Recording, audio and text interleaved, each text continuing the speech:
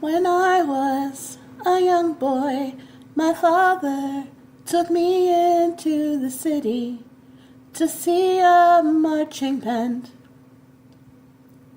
He said, "Son, when you grow up, will you be the leader of the broken, the savior of the damned?"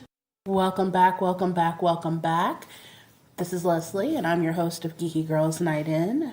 Hey, thank you guys so much for checking out the Captain Marvel episode. If you haven't checked it out yet, please go ahead, let us know what you think. I had a great panel with me.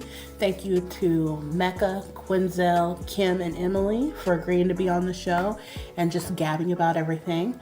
We also, I guess, decided together that we will get together for Marvel Endgames as well. So you can be on the lookout for that when it does start. So let's get it on and poppin'. Okay, so first off, Stranger Things is back. The trailer dropped late last week. It dropped after we recorded the Captain Marvel episode. So I've had time to look at it a few times. Saw the mutated Gorgon.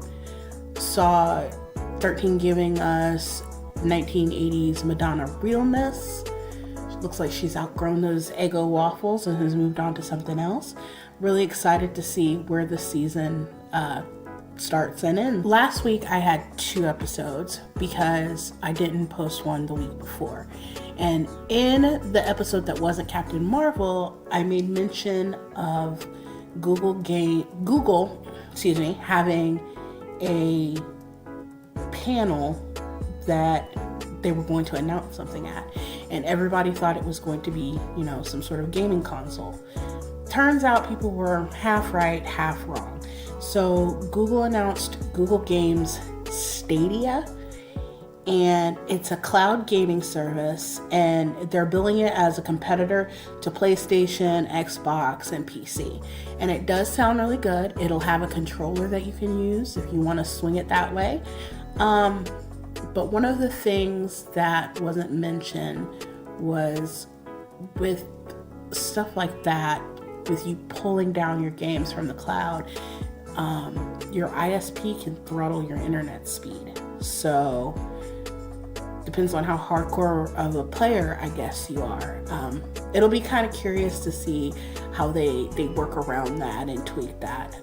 I'm interested, but I'm kind of interested in all games. As a matter of fact, I made a comment earlier last week, sometime, that I really want a Nintendo Switch. And I'm seriously considering getting one. I'm not a console gamer, and I know that the people that have Xboxes and PlayStations are scoffing at me right now, saying that it's not a console, but it is to me. I mean, it may not be as hardcore, and I'm not playing Halo on it, but it looks like a lot of fun. And so we'll see how that goes. It does cost quite a bit of coin, so we'll see how that goes. Also, in other news, so there's this thing called Drag Queen Story Time, and it's done at the Houston Library. Well, unfortunately, they had to discontinue it. I know over the past few months, maybe years, they have been having issues with the fact that actually there have been death threats against people, and there was a man that came in there with a gun after he'd been warned off numerous times. That wasn't the reason that they canceled it. And basically it was a program aimed to introduce children to a spectrum of individuals and gender expression in the context of library story times.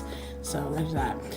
News broke that before they had a procedure in place for background checks, someone convicted of sexual assault of a minor read to the kids. And I know that they had a procedure in place. It was just that this person slipped in before they did. And it's a real bummer, but maybe it'll come back together eventually. I honestly don't have a whole lot for you this week. I do want to talk about a new book alert and it's called Misfortunism, and it's by Bill Masuku. And I'm gonna give you the description I have. Misery made into magic is the gift of bending reality to one's wishes for the low, low price of one's suffering. It's considered an urban fantasy. It's the first in a trilogy. And I think you can pre-order right now on sarahblue.com and also Amazon starting next month. Speaking of books, I haven't been doing a lot of reading recently.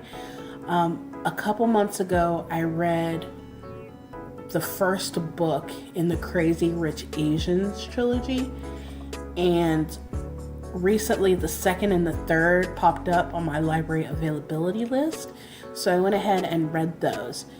They're amazing books, and much like Farmer Boy from the Little House on the Prairie series, it made me hungry because they talk about food a lot. But one of the things that I wanted to talk about is who I identify with the most.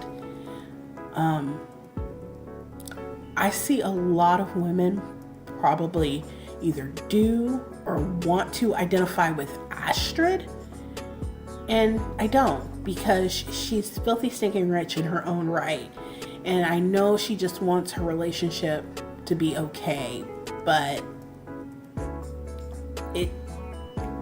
you can't compete with that. I don't want to spoil it for anybody. Who I identify with, and it's going to be surprising, is Kitty Pong. In the first book, Kitty Pong is trash. She's just trash. She's dressed skimpily. She's just kind of trying to weasel in on the money, and it's bad. And you go on to read the second and the third book, and you find out a lot more about Kitty Pong. You find out that she's actually quite smart, that she tried to climb her way up through education, and her spot was stolen by a rich boy that didn't deserve it.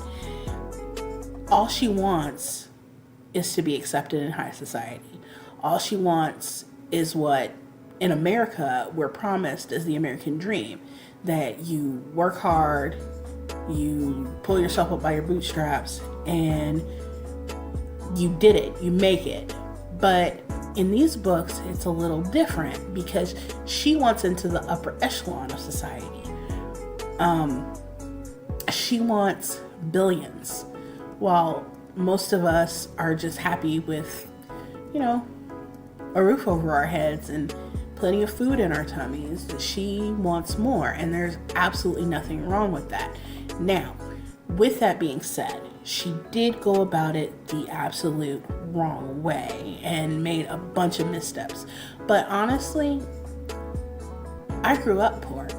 So if I hadn't read and learned, I would probably make missteps in like job interviews and life and things like that. And I was very fortunate to have a grandmother that, taught me table manners. Like I know I can do a full play setting, and I know how to, which fork goes with which spoon goes with which, that sort of thing.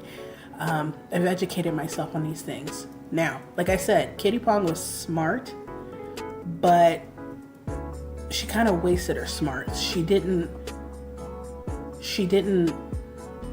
read the room, I guess. She wanted the biggest jewels and the skimpiest things, and that's not how these people roll. Everything is discreet and quiet. And in the end, she matured. She grew up somewhat. I mean, she was still petty, but I think that's why I identify with her, because she's petty as hell. And she also made up an enemy. Like, I don't really know if the person that she deigned as her enemy saw her as an enemy, but she's like, this is my rival, I'm trying to compete with her. I'm trying to be on top. And that's something that I've done before too. But in my case, it's because I want to be better and I need something to compare myself to in order to make myself better. Is that making any sense at all? That's just who I am. I don't know. Basically, I identified with Kitty Pong. I thought she was great. She had several mishaps, and that was a bummer. And she also named her child Harvard, but we won't even talk about that. So I think you should check out those books. Crazy Rich Asians is just the first book in the trilogy. There's also China Rich and Rich Girlfriend or something like that. I can't remember the third one. I'll put the information in the show notes so that you guys have it. But I really liked it, and I think you guys will too. Before I let you go, I also have a few more book recommendations for you. There's a book called Alice Payne Rides. Alice Payne Rides is the thrilling sequel to Kate Hartfeld's Alice Payne Arrives. So I haven't read the first book yet, but I'm going to. After abducting Arthur of Brittany from his own time in 1203, thereby creating the mystery that partly prompted the visit in the first place, Alice and her team discover that they have inadvertently brought the smallpox virus back to 1780 with them. Searching for a future vaccine, Prudence finds that the various factions in the future Time War intend to use the crisis to their own advantage.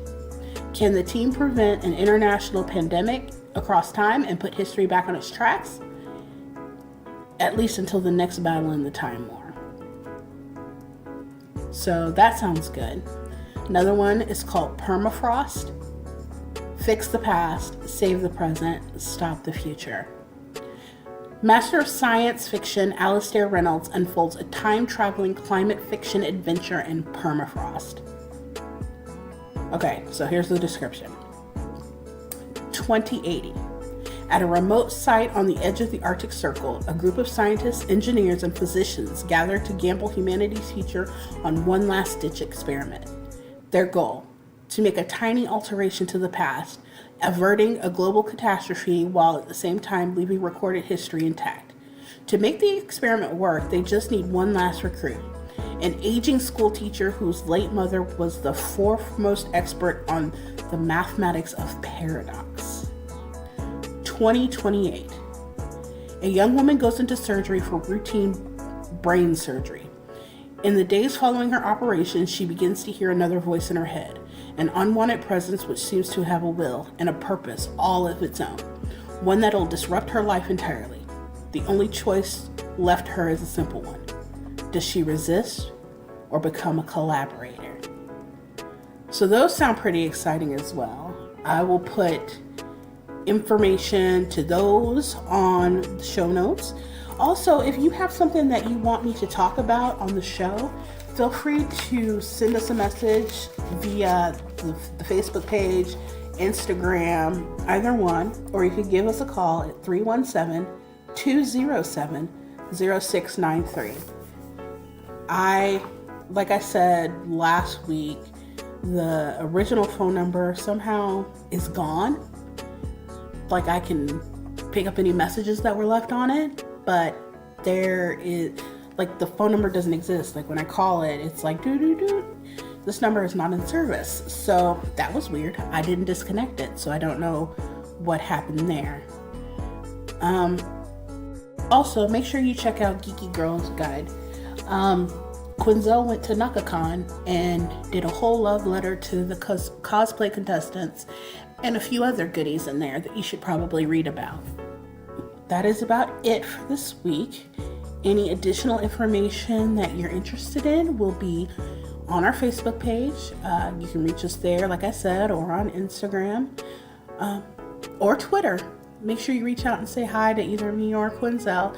Sometimes she checks the Geeky Girl Night In Twitter page for me when I don't have time, when I'm doing my 9 to 5 or, fixing disaster things in my dungeon. So, talk to you soon. Bye. Geeky Girls Night In is brought to you by me, Leslie. You can find me on Twitter at Geeky Girls NI, on Facebook at Geeky Girls Night In, or in your backyard, strumming dulcet tones on a mandolin, serenading you sweetly. Feel free to shoot me a message if you have something geeky going on that you want announced on the show. You can find written musings by me, Quinzel, or Melissa at geekygirlguide.com. Like the show? Would you like to buy me a cup of coffee? Consider donating to my coffee. That's ko-fi.com/geekygirlsni. Want to send me or the other girls some snail mail? You can reach us at P.O. Box 90232, Indianapolis, Indiana 46290. Feel free to leave a review on iTunes or on the Facebook page. I'll read new reviews, good or bad, on the show. Music is by Makai Beats. Until next time,